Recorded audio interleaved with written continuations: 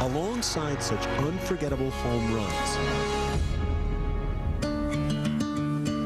the setting for this one was a bit different. In a small town in the middle of Washington State, on a field inside a chain-linked fence, in a game fewer than 100 people saw. A home run memorable not for the distance it traveled, or the game it decided, but for the meaning it carried.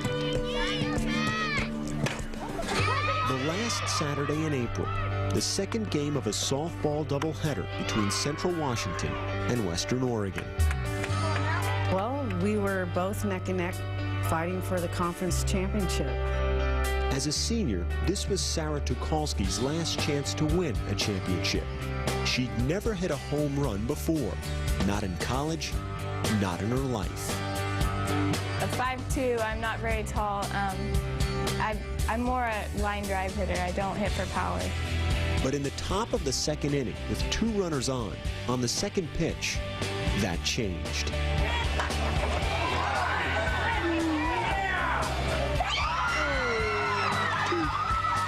I hit that pitch and it just went. And we're just cheering, and the runners are cheering as they round the base to head home.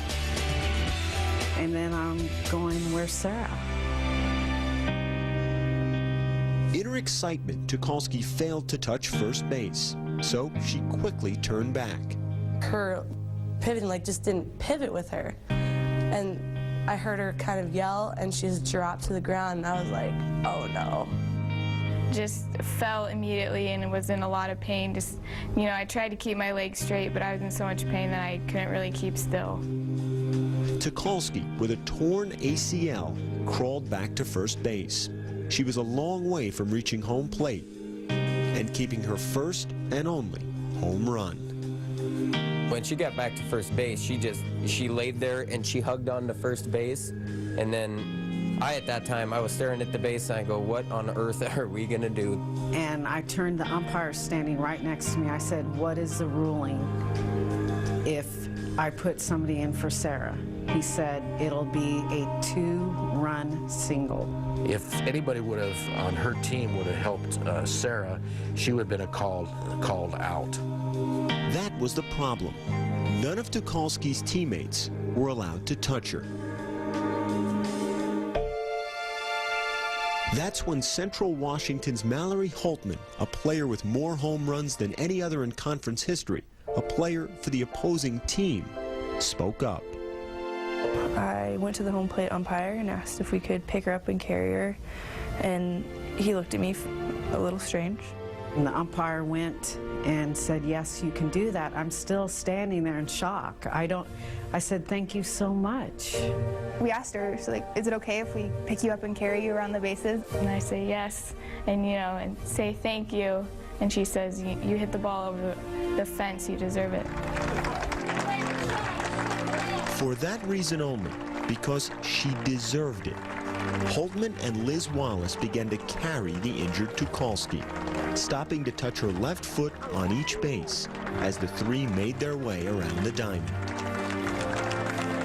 We actually started laughing because we were just wondering what this would look like to all the people in the stands.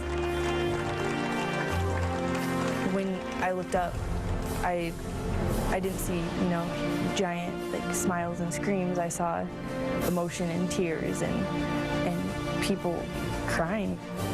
It's a great moment when someone has character to step up and do the right thing at the right time. It's emotional. You're proud. Be associated with those kids. That's the first home run of the season for number 8, Sara Tucholsky.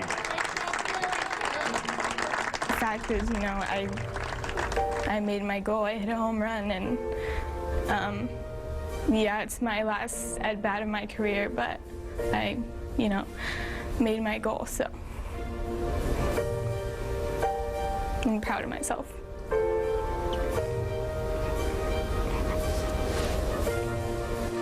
Mallory Holtman, Liz Wallace, and the Central Washington team lost the game that day, 4-2. Sara Tucholsky lost the rest of her season and her career to a knee injury.